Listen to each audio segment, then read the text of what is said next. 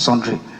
And so we're here to gather facts from security agencies, from community dwellers, community leaders, because if we are to come up with reports that will help the defense headquarters take decision to forestall future occurrence and also to enhance the relationship between the military security agencies and the immediate community that they are sworn an oath to protect, there must be communication. There must be healthy communication.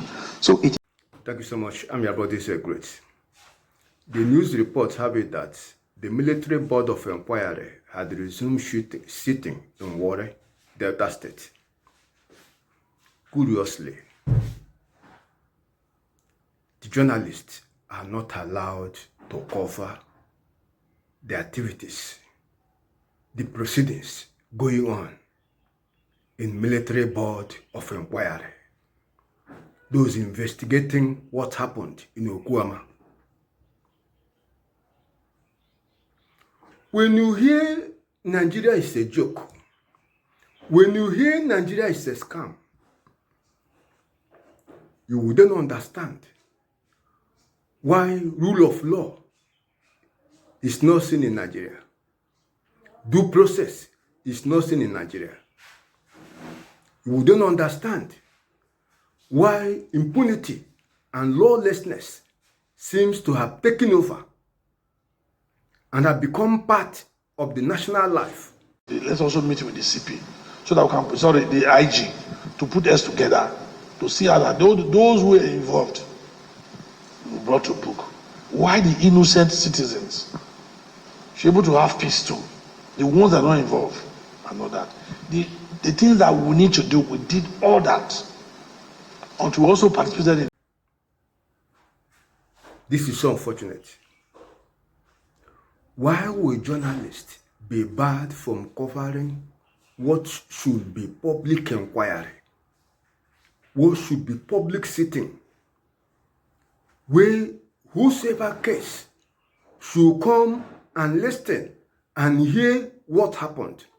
Testimonies, questions, cross-examination as to what happened. That is the reality on ground. Journalists are not allowed to cover the proceedings, the activities of military board of inquiry sitting in Warri, Delta State, investigating what happened in Delta State and in Bayelsa. May God save Nigeria.